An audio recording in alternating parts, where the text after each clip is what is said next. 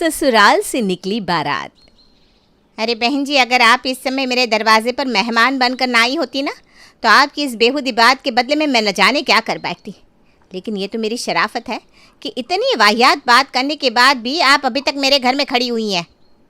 अरे ज़रा ठंडे दिमाग से सोचिए बहन जी, नाराज़ होने वाली कोई बात नहीं है। देखिए, रिश्ता इस तरह से आवेश में आकर ना तो जोड़ा जाता है ना ठुकराया जाता है। आप थोड़ा समय ले लीजिए और फिर मुझे जवाब दीजिए। देखिए, मुझे सिर्फ़ और सिर्फ अपनी बेटी की खुशी से मतलब है। उसके बदले में मैं आपको 50 लाख तक देने को तैयार हूँ। अरे हद हो गई बेशर्मी की। मेरे मना करने के बाद भी आप अभी तक यहाँ खड़ी हुई हैं और तो और पैसों का धौंस दिखा रही हैं। सोलग, अभी के अभी निकल जाइए यहाँ से। ये मेरा घर है, कोई लाला की दुकान नहीं जहाँ पर आप ऊंचे दाम देकर अपनी बेटी की पसंद की चीज़ खरीद कर उसे खुश कर देंगी। करुणा की गुस्से से गरजती आवाज़ सुनकर सविता वहाँ से उठकर चली जाती है। करुणा सिविल कॉलोनी में अपने परिवार के साथ रहती थी। जहाँ एक तरफ सिविल लाइंस की एक छोटी सी 2 कमरे की मकान वाली कॉलोनी थी, वहीं ठीक उसके सामने पड़ता था मुखर्जी नगर, जिसमें बड़े बड़े बंगले नुमा मकान थे। आमने सामने होने पर भी दोनों कॉलोनी के लोगों के जीवन स्तर में ज़मीन आसमान का अंतर था। सिविल लाइंस वाली करुणा का एक ही बेटा था, जिसका नाम था मनोहर। मनोहर दिखने में बेहद हैंडसम था, जो एक प्राइवेट कंपनी में अकाउंट्स डिपार्टमेंट में काम करता था। ये 2 कमरे का मकान करुणा ने पिछले 20 सालों से किराए पर लिया हुआ था। बेटा, बहू, 2 पोते और एक बेटी सहित 6 लोगों के परिवार का खर्चा चलाना मनोहर के लिए मुसीबत बना हुआ था। वो चाहे जितनी भी कोशिश करता, कभी भी अपने परिवार को संतुष्ट नहीं कर पाता था। अरे बहू, ये क्या है? क्यों रोज़ रोज़ नाश्ते में ये पोहे बना कर रख देती है? अरे भाई, तेरे पोहे देख कर ना मेरी तो भूख ही उड़ जाती है। मम्मी जी, महंगाई का ज़माना है और आपकी बेटी की सैलरी जितनी है ना, उसमें ले देकर ये पोहे ही आते हैं। अरे भगवान का शुक्र मनाइए कि इतना तो खाने को मिल रहा है। अगर इस बार इनका प्रमोशन नहीं मिला ना, तो खर्च बैलेंस करने के लिए मुझे सुबह का नाश्ता ही कट करना पड़ेगा। अरे बहू, कंजूसी की भी हद होती है। अरे भाई, ये क्या बात हुई कि बजट बचाने को कल को तू हमारी रोटी भी बंद कर देगी? मम्मी जी, कह कहकर थक गई मैं तो आपके बेटे से कि कोई ढंग की नौकरी कर ले, लेकिन ये तो इस कंपनी का हाथ छोड़ने को तैयार ही नहीं है। अब आप ही बताइए, मैं करूँ तो क्या करूँ? ऐसा लगता है गठबंधन इनका मेरे साथ नहीं, इस दिवालिया कंपनी के साथ हुआ है। मम्मी मम्मी मुझे दूध दो ना, आपने कहा था कल पीने के लिए दूध दोगी। अरे बेटा, मम्मी भी क्या करे, आधा लीटर दूध आता है, उसमें भी दिन में 4-4 बार तुम्हारी दादी को चाय चाहिए होती है। आधा लीटर दूध में आधा लीटर पानी मिलाने पर भी दूध पूरा नहीं होता। मम्मा, मेरे स्कूल की यूनिफॉर्म बहुत छोटी हो गई है, नई दिला दो ना। अब तो सारे बच्चे मेरी पैंट देखकर हंसते हैं। भाभी, मेरे कॉलेज की फ़ीस का भी लास्ट डेट है आज। आपने भैया को बताया था या नहीं? अरे मुट्ठी भर तनख्वाह है इनकी, और खर्चा इतना है कि 3 दिन में सारी तनख्वाह हवा हो जाती है, और फिर बाकी का महीना कर्ज लेकर ही घर का खर्चा चलाना पड़ता है। पता नहीं कब घर की परेशानियां दूर होंगी। हम तो बिल्कुल तंग आ गए हैं। काश कि हमारी कोई लॉटरी निकल आए और कहीं से 50 लाख रुपए हमें मिल जाए, तो हमारी सारी परेशानियां हल हो जाएंगी। इतने पैसों में आराम से श्रुति की शादी हो जाएगी, हम एक नया घर खरीद लेंगे, एक अच्छी सी गाड़ी लेंगे और बच्चों को भी अच्छे स्कूल में एडमिशन करा देंगे। अरे भगवान, दुनिया में 1 से 1 करोड़पति लोग बैठे हैं जिनके पास अरबों रुपए की दौलत है। क्या उसमें से 50 लाख रुपया हम गरीबों को देकर हमारी गरीबी दूर नहीं कर सकते आप? 50 लाख रुपया कोई हलवा है क्या कि यूं ही तुम्हें सड़क चलते कोई बोरे में भर कर दे जाएगा? अरे खुद को बेच दूंगा ना, तब भी 50 लाख रुपए नहीं मिलने वाले। हाँ, तुम तो खुद को बेच दोगे, लेकिन खरीदेगा कौन? हमारे जैसे गरीब लोगों को खरीदने वाला भी कोई नहीं है, वरना मैं तो कब का तुम्हें खुशी खुशी बेच देती। कम से कम इस गरीबी से तो छुटकारा मिलता। अरे ये कैसी बेहूदी बातें कर रहे हो तुम लोग? पता नहीं आजकल जो मिलता है ये खरीद फरोख्त की बातें करता है। इंसान ना हुआ बाजार में बिकने वाला सामान हो गया कि पैसे देकर कोई भी खरीद लेगा। अरे क्या हुआ माँ, तुम्हारी बहू के अलावा और ऐसा कौन है जो इस घर में इंसानों को बेचने की बात कर रहा था? अरे बेटा, घोर कलयुग आ गया है। अभी 2 दिन पहले ही सामने की कोठी में रहने वाली एक औरत आई थी, कह रही थी उसकी बेटी को तू बहुत पसंद आ गया है और वो तुझसे शादी करना चाहती है।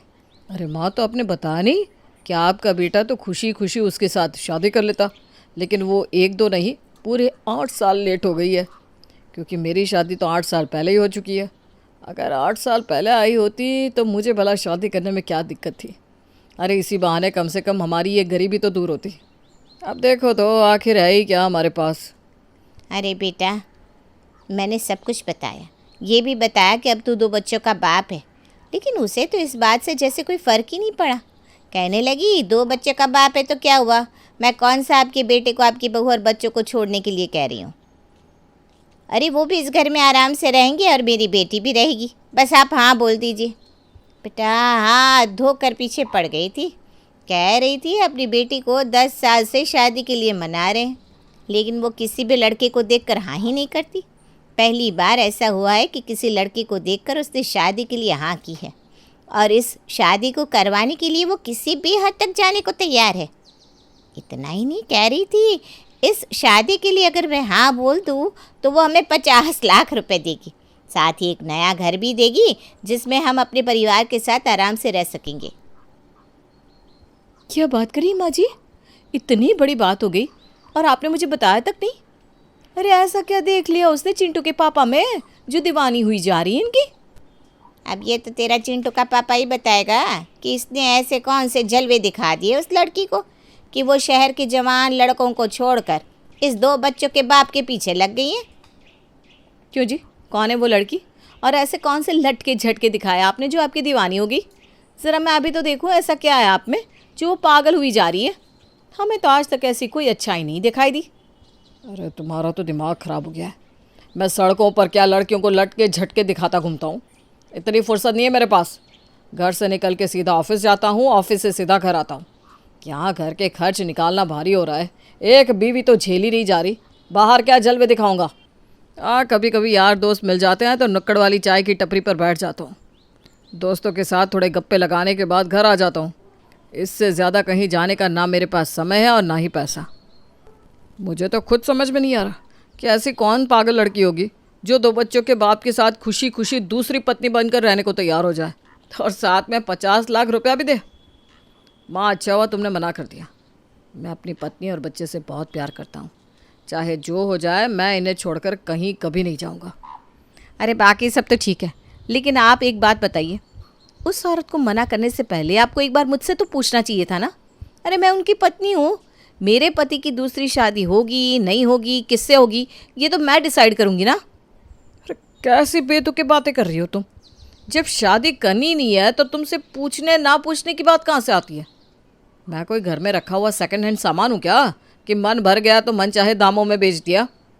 अरे चुप करिए ना आप, ये संस्कार और प्रतिष्ठा लेकर कहाँ जाएंगे। यहाँ बच्चों की फीस भरने तक के पैसे नहीं है, जवान बहन घर में कंवारी बैठी है और आप दरवाजे पर आई हुई दौलत को ठुकराने के लिए कह रहे हैं। मैं तो कहती हूँ कर लीजिए ये शादी, कम से कम जीवन सुधर जाएगा हमारे बच्चों का। रश्मि, तुम मेरे साथ ऐसा कर सकती हो? मैंने कभी सपने में भी नहीं सोचा था। अरे गरीब है तो क्या हुआ, बिकाऊ थोड़ी ना है कि कोई भी आकर बोली लगाए और ख़रीद कर ले जाए। और तुम अपने पति की कीमत लगा रही हो, होश में भी हो? अरे बेटा, वैसे तो मैंने भी उनको बेइज्जत करके घर से निकाल दिया था, लेकिन अब ना मुझे भी बहू की बातें ठीक लग रही है। और वैसे भी वो लड़की कौन सा तेरा घर तोड़ने की कोशिश कर रही है। वो तो कह रही है ना कि तू अपने परिवार में खुशी खुशी रह सकता है, बस अपने लिए थोड़ी सी जगह मांग रही है। और 50 लाख रुपए की रकम के बदले ये डील कोई बुरी तो नहीं है बेटा, हमारे दिन बदल जाएंगे। और तू ये सोच कि तेरे बच्चे जो आज छोटी छोटी चीज़ों के लिए मोहताज हैं, कल को शान से सर उठाकर चलेंगे, अच्छे स्कूल में पढ़ेंगे, अच्छा खाना खाएंगे, तेरी बहन की अच्छे घर में शादी हो जाएगी। और क्या चाहिए जीवन से। ये सब कोई ऐसे ही नहीं हो रहा, इसके बदले में तुझे भी तो एक सुंदर और नई पत्नी मिलेगी, तेरे जीवन में भी तो रंग भरेंगे कि नहीं। अरे माँ, बंद करो ये बेहूदी बातें। मेरे सामने ऐसी बातें करते हुए शर्म नहीं आ रही है आप लोगों को? आप माँ हो, कम से कम कुछ तो मर्यादा रखिए। इसकी अकल पर तो पत्थर पड़े हैं। लग रहा है माँ आप भी पैसा देखकर बेटे को बेचने के लिए तैयार हो गई हो। देखो, ये लड़कियों की तरह नखरा करना बंद कर दो और जल्दी से अपना हुलिया सुधार लो।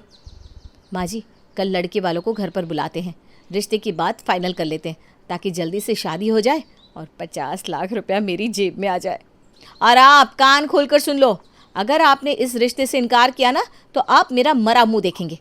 कहीं ऐसा ना हो कि इस गरीबी और तंगहाली में आपको 2-2 बच्चे अकेले ही पालने पड़ जाए।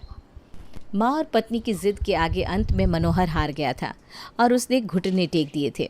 पति से हाँ सुनते ही करुणा और रश्मि ने अगले दिन लड़की और उसके माता पिता को अपने घर बुला लिया था। देखो बहन जी, वैसे तो कोई भी माँ अपने बेटे की दूसरी शादी करने के लिए हाँ नहीं करती, लेकिन आपने इतना कहा इसलिए हम लोगों ने सोचा कि एक बार विचार करके देख लेते हैं। अरे बड़ी मुश्किल से अपनी बहू को इस शादी के लिए मनाया है मैंने। बेचारी ने दिल पर पत्थर रखकर अपने पति की शादी के लिए मंजूरी दी है। आप समझ रही हैं ना कितनी बड़ी कुर्बानी दे रही है बेचारी। इसलिए अब ये डील 50 लाख में नहीं 60 लाख में होगी। देख लीजिए, आपको लड़का पसंद हो तो ठीक है, वरना कोई बात नहीं। अरे नहीं नहीं बहन जी, हमें 60 लाख भी मंजूर है, हम दे देंगे 60 लाख। अरे हमारी जितनी भी दौलत है ना, देखा जाए तो सारी की सारी मेरी बेटी की ही है। एक बार ये शादी हो जाए उसके बाद तो सब कुछ हमारे बेटी और दामाद का ही होगा, इसलिए हमें कोई ऐतराज़ नहीं है। शादी के बाद आप लोग चाहे तो हमारे बंगले में आकर आराम से रह सकते हैं। अच्छा, वो मैं पूछ रही थी कि 70 लाख आप लोग शादी से पहले देंगे या शादी के बाद? देखिए, मैं तो कहूँगी कि आप पैसा पहले ही दे दीजिए। कहीं शादी के बाद आप लोगों ने पैसा देने से मना कर दिया तो हम तो कहीं के नहीं रहेंगे ना बहन जी। अरे नहीं नहीं, मैंने कहा ना आपको, चिंता करने की कोई बात नहीं है। अच्छा ठीक है, ऐसा करते हैं, पहले इनकी सगाई करवा देते हैं और सगाई वाले दिन ही आधा पैसा यानी कि 30 लाख रुपया हम आपको दे देंगे। बाकी का 30 लाख रुपया शादी के दिन। बोलिए मंजूर? हाँ हाँ मंजूर मंजूर। 40 लाख? हाँ। अच्छा बुरा न मानो तो एक बात पूछूं तुमसे? हाँ हाँ पूछिए ना। देखो, शहर में लड़कों की कोई कमी तो है नहीं, फिर आपको मेरे पति यानी कि मनोहर में ऐसा क्या अच्छा लगा कि आप इन्हीं से शादी करने की ज़िद पर आ गई? मेरे पैसे को देखकर हर लड़का मुझसे शादी करना चाहता था। आज तक जितने भी लड़के मुझे मिले सबको मैं नहीं, मेरी दौलत चाहिए थी। मुझे सड़क से गुजरता देख हर मर्द मेरे ऊपर तरह तरह की फप्तियाँ करते थे, लेकिन एक मनोहर है जिसने कभी मेरी तरफ मुड़कर भी नहीं देखा। बस इसलिए मैंने ठान लिया कि शादी करनी है तो बस मनोहर के साथ ही करनी है, चाहे मुझे उसके लिए कुछ भी करना पड़े। सगाई के दिन ये लो बहन जी आपके 30 लाख रुपये। आज से आपका बेटा हमारा हुआ। और हाँ, कीर्ति की इच्छा है कि वो अभी से मनोहर के साथ रहना चाहती है। रश्मि, इस लड़की से कहो कि अपने घर जाए, अभी शादी नहीं हुई है और हमारे यहाँ कवारी लड़कियाँ इस तरह से नहीं रुका करती। बस यही अदा तो जानलेवा है तुम्हारी। ये जो तुम इग्नोर करते हो ना मुझे यही तुम्हारी तरफ खींचता है। अरे सगाई तो हो गई है ना, आप भी कैसे पुराने ज़माने वाली बातें करते हैं? रुकने दो ना इसे, यहाँ क्या दिक्कत है? अच्छा ऐसा करो कीर्ति, तुम मेरे कमरे में जाकर सो जाओ। बच्चे माँ जी के साथ सो जाएंगे और मैं पीछे वाले रूम में सोने जा रही हूँ। कीर्ति को मनोहर के कमरे में भेजने के बाद रश्मि 30 लाख रुपए के नोटों की गड्डियों को अपने बिस्तर के ऊपर बिछाकर उसके ऊपर लेट जाती है। शादी के बाद क्या क्या सपने देखे थे मैंने, लेकिन मुझे तो कभी टैक्सी में बैठने जितना भी सुख नहीं मिला।